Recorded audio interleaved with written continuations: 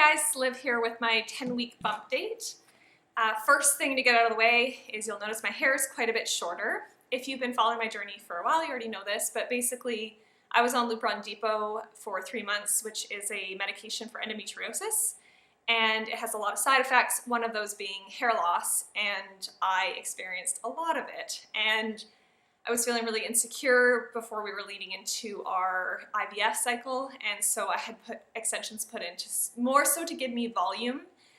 Obviously they added length as well just because you can't get really short extensions, but I just found that in early pregnancy I haven't been feeling well. I haven't had the energy to really style them, so when it came, like, they had grown out to a point where I needed to move them up, and I kind of just made the decision that I just didn't have the energy to continue on with them at the moment.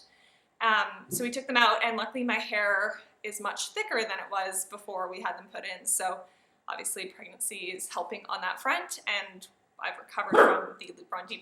So into my symptoms, I have been feeling well on and off. I had about a week of really bad nausea, I guess. I had one day in particular that I was basically bedridden. I didn't want to eat anything, which was very unusual for me because usually when I don't feel well, if I eat something, I'll feel better. I find if I eat small meals throughout the day, that's best, and mostly bland foods. Well, I shouldn't say bland foods because I really love fruit.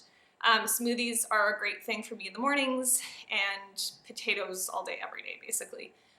As I mentioned before, I think I also am just loving strawberries. I'll buy a thing of strawberries and take them down in one sitting. So definitely having a lot of fruit around the house. I don't have any interest in veggies, which is not really like me. I actually really love vegetables and I love salads, but just have no interest in them. If I could have, honestly, if I could have whatever I wanted, probably would eat a bag of candy all day, every day. Which a lot of people say craving sweets is an indication that you're having a girl, so we'll find out soon enough. I guess it's like a month we'll find out, so I wonder if that's true, but definitely want sweets all the time. So having fruit is a nice kind of way for me to distract myself from that craving. And I've been pretty fortunate, I guess, in terms of having lack of symptoms, if you want to call it lack of. I do feel sort of like I'm just jet-lagged all the time. Like, I am really tired. I just had a nap, and I honestly feel like I could have another nap. Sometimes I want to go to bed at 7 o'clock, and then sometimes I get a second wind and I'm up till 10, but then I sleep until 8 the next morning. So it's kind of, I'm all over the place, and I don't really have any specific schedule. And I think that affects my eating too, or is affected by my eating, because I'm eating whenever I feel hungry. I don't really have that kind of set routine or schedule. So I think that factors into it as well. I mean, obviously I'm tired and I'm fatigued because of pregnancy, but I just think that the fact that I feel more like kind of like that that disconnect from what time it is, I think that's sort of food related, or, you know, schedule related. Otherwise, yeah, I am pretty bloated. My pants no longer really fit. When I'm wearing my jeans, I have to have an elastic band kind of around the loop to the button to keep them up. Otherwise, I just mostly try and wear sweatpants or leggings for the time being. It'll be interesting I'll have to start getting some maternity clothes at some point. I'm quite thin, so I don't know if that factors into starting to show earlier or not. But definitely my clothes are not fitting how they used to. I think it's too early for a baby bump. I think it's like either just bloat, or maybe I'm eating a lot and actually just gaining weight, which I'm fine with. I'm totally embracing my changing body. I'm totally cool with gaining some weight. I'm relatively thin, so I know that I need to put on probably more weight than the average pregnancy, just based on sort of the charts that I've read. So yeah, focusing on trying to eat healthy though is the key for me, and not just potatoes and sweets. I don't really think I have anything else. I've been having crazy vivid dreams for sure. I think that's hormone related. I don't really know the reason behind it, but definitely my dreams are pretty kooky. And they're not any one specific, it's not like they're all scary dreams or all like happy dreams. They're all over the place, and they're just so random. But it's kind of fun because I remember my dreams pretty well, and so I don't know, you wake up in the morning, you're kind of like, what does that mean? But yeah, that's about it. I'm pretty boring. I did buy a Wuzik fertility Doppler, at-home Doppler. We've tried it twice. I haven't been successful at finding the heartbeat yet. It is still, excuse me, I am burpy. Maybe that's a side effect. I haven't been successful at finding a heartbeat yet, but it is early, and I also am not spending a lot of time with it.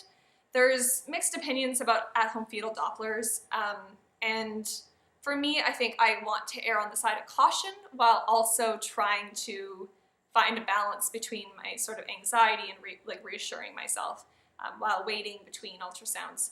So when I have used it or tried to find a heartbeat, I haven't spent more than just a couple minutes looking. And if I don't find it, I shut it off and then won't try again for another couple days. So that's just my personal preference, and that's just kind of how I'm going about it. So obviously I'm not sitting there and getting used to the sounds as much maybe than someone who's spending more time on it. But I'm hopeful in the next kind of couple tries that maybe I'll be able to find the heartbeat, and I think that'll offer me some nice needed reassurance because our next ultrasound's not until the 21st, which feels like decades away at this point. That ultrasound will be doing the non-invasive prenatal screening or testing, genetic testing, which basically checks for, I think, Down syndrome among maybe a few other things. And obviously we also find out the gender at that point. Results, I think, take about a week to come in, so we don't know that day, but that's when it'll be drawn, or the blood will be drawn. And then we get to see the baby, obviously, and see how things have progressed. Since our last ultrasound last week, we've obviously been a little bit on edge just because the sac size was measuring so far behind the actual baby. We are within the normal range, so we're over 5 millimeters difference between the baby and the sac, so that's fine, but we're not like the ideal. So, you know, I've been trying to stay resting and drink lots of water. I don't know if there's anything I can do to help with that. If you do know, if you have any experience with measuring your sac measuring behind, please let me know in the comments what your personal experience with it was, because there's not a lot of information out there, and the doctors say it's fine. I think just for us, obviously, like, nothing's been textbook. We've always been like a little bit behind or a little bit on the negative side. We've never been like the fantastic, positive, perfect ultrasound people or blood work people. I mean, we were slow betas. We were, you know, like my pregnancy tests were really faint and all the rest of it. So it just, nothing has kind of gone easy, I guess. So it would just be nice for one ultrasound to be like, everything is perfect. You're measuring everything on schedule. And I know that's super unrealistic. And I know that all women in early pregnancy get anxieties about these things, and that we just need to relax and trust our bodies. I think just having come from infertility, you know, it's a bit more difficult for someone who's dealt with years of infertility to have that trust and just let go.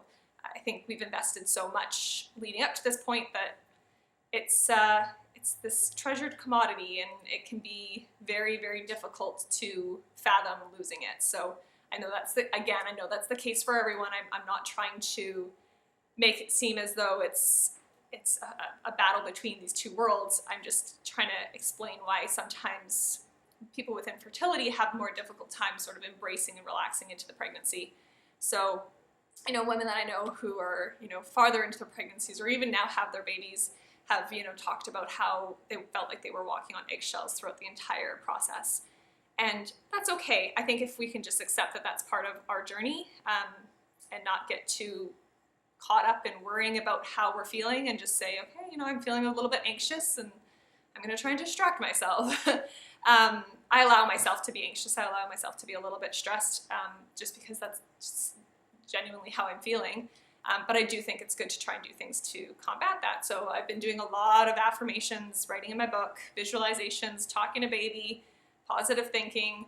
And because I've been feeling a little bit better again, Eric and I actually went out golfing last weekend, and that felt really good. It felt good to kind of go and do something that I love and feel like I was normal again a little bit. I think that was really needed for me, and it kind of gave me a kick in the behind saying, do more of it, you know, do more things that, you know, make you feel more like you. Because I think when I'm less busy, I have so much time to think and that's not necessarily a good thing for me. So that's part of why this video is a little bit later too, just because I have been really trying to not think about it as much and just focus on other things.